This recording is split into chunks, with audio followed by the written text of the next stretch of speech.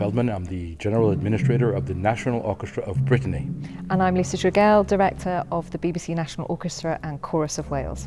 We're in the Couvent de Jacobin in the city of Rennes. 3 concerts that's a collaboration between members of ONB and BBC NOW, working together as part of the great programme and a spotlight on culture for the British Council. It's a fantastic way of showing the results of the collaboration and partnership that we have as an organisation.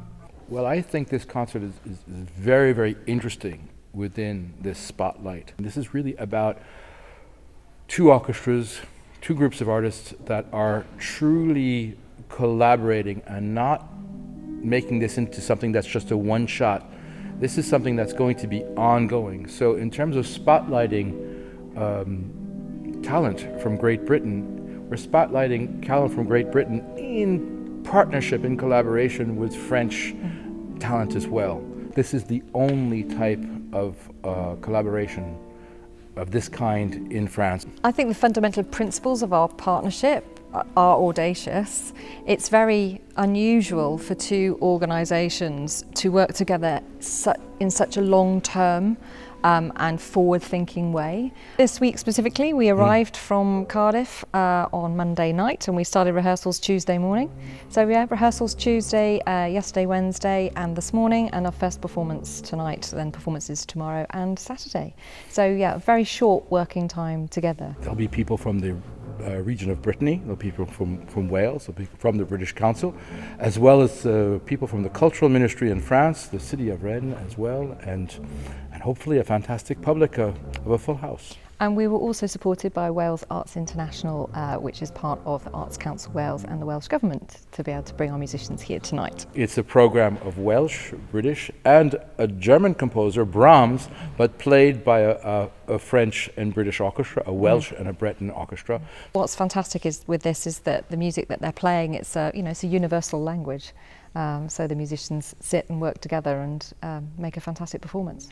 The programme's also being conducted by Grant Llewellyn, who is a very renowned Welsh conductor, and he was the actual catalyst of bringing the 2 organisations together in the first place. So it's fantastic that we can celebrate with this programme with Grant on the podium. In 2020, we signed an agreement. There was this thing called COVID, but it didn't get in the way. And actually, we worked some really, innovative ways of working together, digitally together, and taking time to really think about how we would work together and how we could support each other as organisations coming out of COVID. We are both national orchestras, national orchestra and chorus in your case, but national orchestras representing our nations as France and the UK, but in areas of our countries where we have very specific cultures, Welsh and Breton.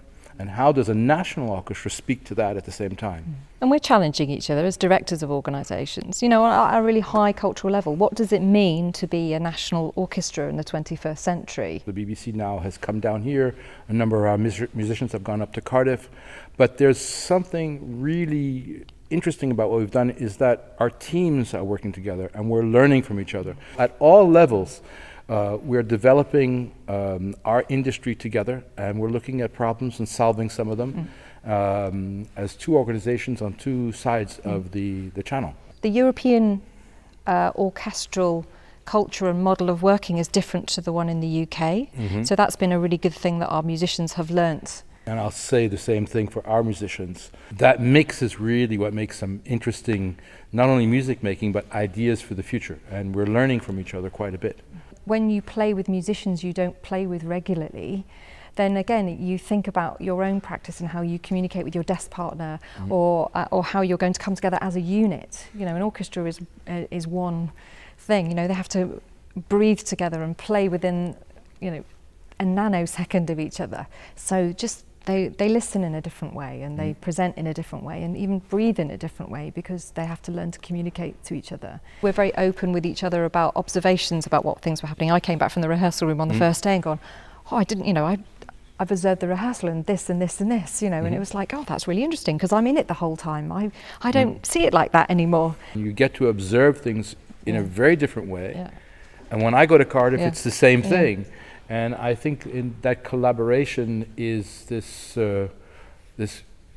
continual cross-pollination, and that keeps our minds sharp and keeps us open. Our industry is in a turning point, and we get to share that with each other in 2 different countries. And that's really precious, because we often only share things with on our own little bubble. The British Council has brought us together on a number of occasions, and they've helped us nurture this project even further. They brought us together in Paris by the very fact of the matter that we have to present this project to a number of people through the British Council, whether it's people from the Welsh government or the Breton government or the French Cultural Ministry.